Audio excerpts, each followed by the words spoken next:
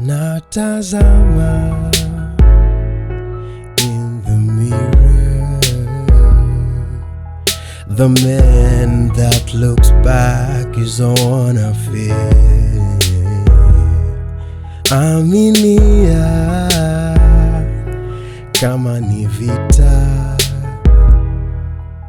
nita. Hey guys, let me intro today. So this is Angie and Muok. Yes, sir. Take over. Thank you. This is episode 3 of Angie and Muok, and today we are talking about Githeri media, aka media. fake news, aka what, yellow journalism, whatever it is.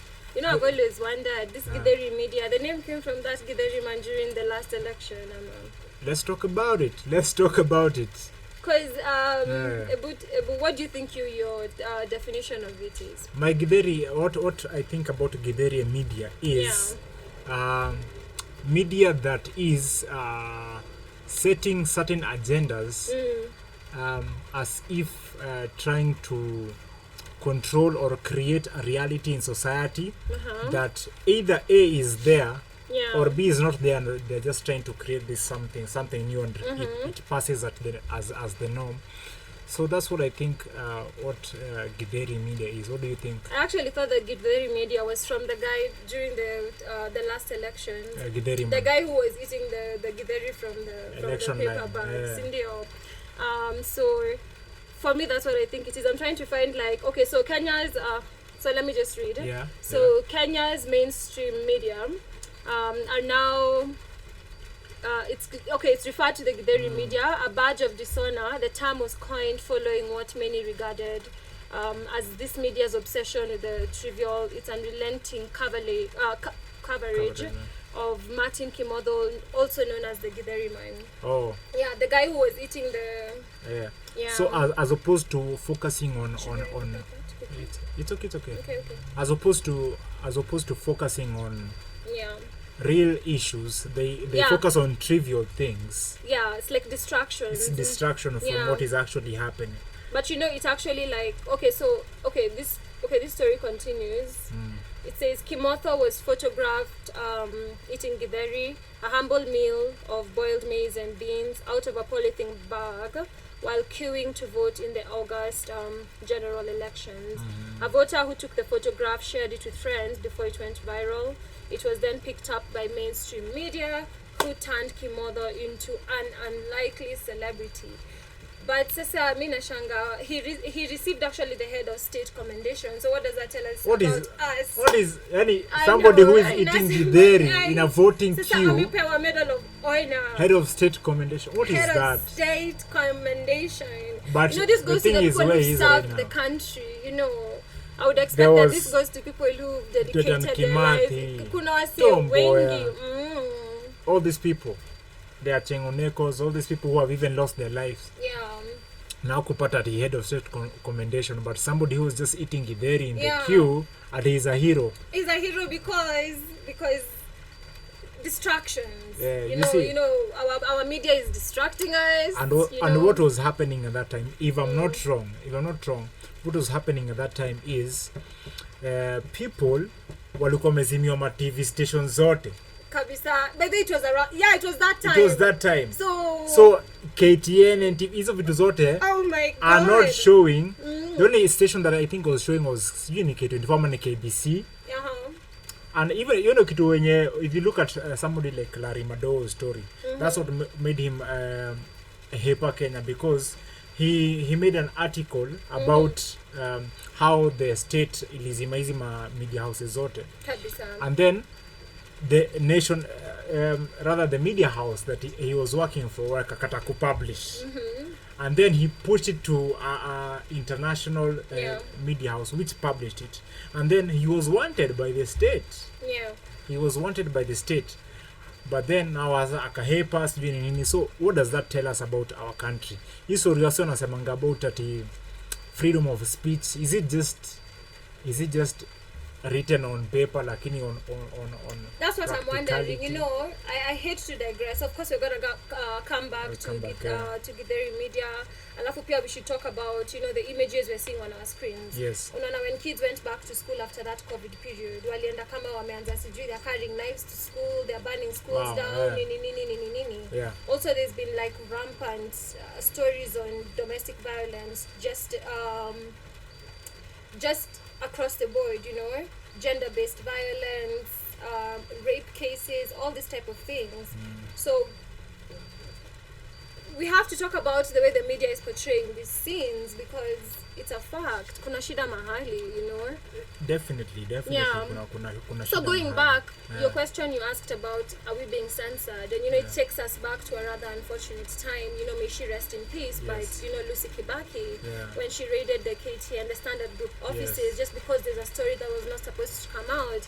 So are we given the illusion that we have the freedom of the media, yet we don't have it? I think there's the freedom of the media, yes, Yeah. but also to some extent. But even the little freedom that the media has, Yeah. the media is not using it correctly. Because sahi imekuwa like, you know, imekuwa kitu kidogo. Yeah. I have to run your story. Exactly. At lunchtime, there's 20 minutes, 1 to 120. Mpaka mfuko 4 yangu p.m., 4 to mafuta. 4:20, you know, 7 p.m., 7 to 7:30, Prime 7:45, times, 8 p.m. to 8 to 9, alafu pia it might extend to longer than that. 9 to 10, sorry. Yes. Yeah. So, I don't know. Yeah, I think unfortunately the media is using their platform wrongly. Yani Yeah. unapata there are certain stories that actually need to be aired, but ukiangalia the stories that are given the light of day, hata kama Yeah. even if they're focusing on the stories that matter, the way they coin their headlines, unashanga yani, really that's the best you guys could come up with. I get What you. the media, the mainstream media does not understand is that there's the responsibility as the media, as the Yeah. fourth estate, to be a watchdog over these other three You know, estates. you should be able to explain what's the fourth estate. Okay, so the Yeah. fourth estate is the media. So the fourth estate inamaanisha, just going by what it's saying, Yeah. inamaanisha there are other three estates, Yeah. which I don't These know. are like You can angalia the watchdogs of society. exactly. Yeah, Kuna the watchdogs, judiciary, yeah. sijui the nini. So the fourth estate inafaa kuangalia all these other estates, Yeah. the electorate people, the people who have been elected, Yeah. the people who are running as administrators. Yeah. So media inafaa kukuwa very objective about how all these other stakeholders in society Yeah. are operating. Are also like influencing. So Exactly. just to make it very clear, so there were three estates. Then the media, because it gained power at some point, Okay, it so- also became the fourth. So what are the three? So the first estate was the clergy, because Clergy. religion, Yes. you know. Alafu the second estate, the nobility. The third estate, the commoners. The fourth estate is the press, and was coined in 1837, reflecting their increasing prominence and power. Because now they are able to influence. You know, power is about influence. Yes. Yeah. So what is our media doing? Is it dividing us with the you know, I think it's subliminally dividing us with the messages it's sending, because, you know, what we're seeing on our screens is horror stories. And you know why the media is Yeah. dividing us is because Yeah. unfortunately the media, the mainstream media, some of them, I won't say all of them, but some Yeah. of them, they are bought. They are on a paycheck. So let's say person A comes to Media House X Exactly. and they give you like 3 point something million to coin their agenda in a certain way. Umse akitoka hapo, But you know, it's want done subliminally. Like, Yeah. you can never feel it coming, but one day you realize it's here. yeah. They've already formed your attitudes, your opinions, and everything just by what they've plastered in your screens. Yeah, every they- day. Exactly, because there's something called I think it's called the bullet theory. The media, let's say you are an audience, yeah, and then this is the media. The media wakikwambia this information in this type of way, best believe it, you'll take it that way. Because there's nothing else you're seeing. There's So nothing the else you're media- seeing. Yeah, the there's media nothing is your else. eyes. You know, Yeah. it's the other lens. Akuna, there's no They point of dictate- reference. Exactly. They dictate like what's happening on our screen. So that's the bullet theory. Yeah. So when these people understand that they have this type of power, But you are know they the media using it only- well? The media only makes money from negative news. So Yeah. umewasikia ati kuna media inafanya positive news mahali, wewe ulisikia wapi? Ulisikia. Wewe ulisikia wapi? Ulisikia. Like where did you hear it from? Wewe ulisikia wapi? Yeah. Mm. But for real, that's a problem. That's a big Yeah, problem. because you know, even when we watched the stories for the kids going back to school, vile walirudi shule after COVID period, one thing was very clear. Walirudi ati say they have knives, ati they have. You say that the teachers have to go for counseling or what? And you know, the teachers have to go for counseling because even them, they were at home, and they're experiencing all these things that the kids are experiencing Exactly. also. Peer pressures, nini. So when the teachers come back to school, even them, they've been subject to so many things that they need help. Yeah. Before they lead other people, they need help themselves. But the media, again, That's why it's called Githeri media. Is it helping us or is it dividing us? Because at this point, you see, even as a rule, we're both communication students. Yeah. And one of the basic fundamental whatevers of communication is that, you know, nobody in power should be able to actually own a media house because they can manipulate the agenda through the screens. Exactly. But we have cases of, you know, I don't want to say this, but rumors that I don't know who owned K24. Then No, there's a it's story facts, that comes up that it's now Ruto who is now he in owns charge Media of Max, it, then you know. K24 I is know, under so Media it's Max. just under the umbrella of the same thing. Yeah. So they're able to manipulate what's happening in society. let's talk about something like Yeah. maybe let's say People Daily. People Daily is under Media Max. Yeah. People Daily is a free newspaper. Yeah. But then, after being a free newspaper, it's only given to people who are driving in traffic. Why do you think that is so? That is so because they understand that people who are driving are the policy makers in society. Do you know who is behind People Daily then? That's Media Max. It's me. What? Owned And by it's Uhuru. free. So it's paid for. Yeah, so Oh my there's God. a certain way the information in People Daily is coined, Yeah. and it's given to certain people, aka people who are driving, because they know that these are the people who are policy makers in the society. So if we shape their mindset in such a way, even when they're going to create policies, they are going to shape certain news in our favor. Okay, so what you were saying is Kenya, like Githeri media. Are we Kenya, Githeri Media, Same WhatsApp WhatsApp group. Same WhatsApp group, and we need same to, WhatsApp group, we definitely exactly. we need to do better because And we then, you can't know, have, even when we see like popular, you know, TV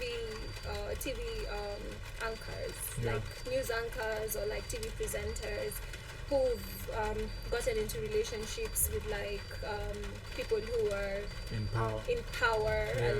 no names to be mentioned, Yeah. but I think there's a point where there's a level of control that comes in where they will use their influence in a way to, you know, whatever public opinion. So too much to think about. So is the media something we should trust, or do we just because you know there are groups. That's a big question. Yeah, that's a very big question That's a because big there are question. groups on Facebook, and I follow one of these groups, and this is Buyer Beware. Yeah. And they literally talk about all these type of things because they do not actually believe what is happening on the screen. They will use it maybe to like get the meat of the story, but I think it starts with awareness of what is actually happening because you know when we are lacking education and we are, you know, our institutions every day we are being told, you know, they would rather take their kids abroad but never to this same institution. So I think that's also a question we should be asking ourselves. Oh yeah. Yeah. So Hey. I'm glad you've said that because the people in power, if you look at all their children, they're not here. Ulisikia wapi? Ulisikia wapi? Wewe ulisikia wapi? And not to mention names, Yeah. but I saw a certain tweet. Yeah. I think that we are free to talk here. Yeah. I saw a certain tweet. Oh, no censorship. I saw a certain tweet that came from Tanzania before the late Honorable late President John Magufuli Yeah. died, Mm-hmm. there were rumors that he was in Kenya. Yeah. Yeah, and there was somebody Yeah. in Kenya for treatment. There was somebody in Tanzania saying, "Ati, what is that message that's trying to be But you sent know the to other connections are so deep. It's like, Yeah. you know when they call it deep state? It's deep The state." connection is so deep. Even what is faked here is happening Yeah. in another country. So you they think it's a ripple effect. Here you're experiencing the first wave. This But is yeah, maybe somewhere exactly. else. People are like ati Pombe, what's up? John Pombe Magufuli can I go to be know. treated abroad.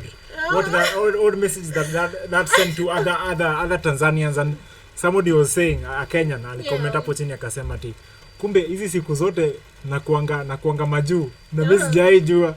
So to Tanzanians this is abroad. This is actually paradise to them. This is paradise to them. But hapa pia sisi we are experiencing so many things. Bad governorship, there's bad. But you know one thing about Media, Kenyans are actually awake, woke. Kenyans are woke. As much as they're woke, I don't understand what happens when it comes to voting. It's like they go back into tribal lines. Wasenyo kuoku na umelalisha. I know. So uko woke na bado umelalisha. What do you mean? Yeah. So I think that's where citizen journalism comes from. You said it. Yeah. You said it. Citizen journalism is a thing. That's where it comes from. I believe even that's what we are doing right now. This is citizen journalism. Yes. Like it's just on the ground, you know. Raw and cut facts. You know it. Yeah. Yeah. So citizen journalism is very necessary. Never underestimate your power as a citizen journalist. Exactly. Even with a simple thing as a smartphone. You're a journalist. Yeah, a lot of people, maybe sometimes it has been used wrongly because unapata msee maybe somebody is dying on the street. Of course we have amegongwa na gari alafu unapata msee bado anachukua video instead of helping that person. You know we have those 7 whatevers of journalism, like integrity, yes, you know, truth, you know, you know, confidentiality. Yes. All those things are coming together. So I think even as we're saying citizen journalism, it has to be responsible journalism. It's not like you want to go and incite a group of people or you have selfish ambition. It's more just to create awareness. Alafu, you know. Yeah. Kabisa. So let's, you know, democracy is a government for the people. By the people. By the people. Is it to the people? By the people to the whatever. Whatever it is, the point is below. the people are the thing, yeah? Yes. Yeah. Yes. So at the end of the day, if you feel like the media in Kenya and in your country is not doing well, then take that initiative, go that extra mile as a citizen journalist. You have something to contribute. Anybody. Like, never second guess yourself. You have something to contribute. Definitely. The things that you are contributing right now, you don't know, they might not make sense to people today, but in 10 years, 5 years, Nini, you might even go down in history as somebody who pointed out something that people were not paying keen attention to. Yes, so that was more Angie and Muok, episode 3. Yeah. Be aware of Githeri media. Don't just be a bongolala. Kuna kitu nimesoma, I'm in communication school. You've been in communication school, and there's an entire course unit, critical discourse analysis. Yes. And you know, critical discourse analysis is about, you know, finding the innuendos within the words that are used in, you know, politics or anything somebody tells you. You have to like have a critical mind to discern what they're saying. Exactly. So si kila kitu umeambiwa unaenda tu uko unafanya. You have to look for the deeper meaning because they also have their intention. Yeah. Take it to the grain of salt. You just take it to the grain of salt, unaenda unaifikiria, you know. Most of the times, you know, you're following blindly. So saa zingine lazima manzi. Yeah. Pia wewe una. And I think the next episode tutafanya something on maybe higher education. Tuone kama if you know education actually helps you. The education when we are growing up. Yeah. Now how it is right now. Yeah. So what's the difference? So anyway, that is the end of this episode. Thanks a lot, Marseille, for watching our content. Subscribe down below. We're going to be back with the bang. Any episode is the best episode for us. So subscribe, share to your friends, nini. And Always we're good enjoying doing this, kabisa. Yeah, we're actually enjoying ourselves. We love it, and we love the feedback. Thanks a lot, you guys. Yeah. So peace out from Angie over here and Muok over here. See you next time. Okay, bye.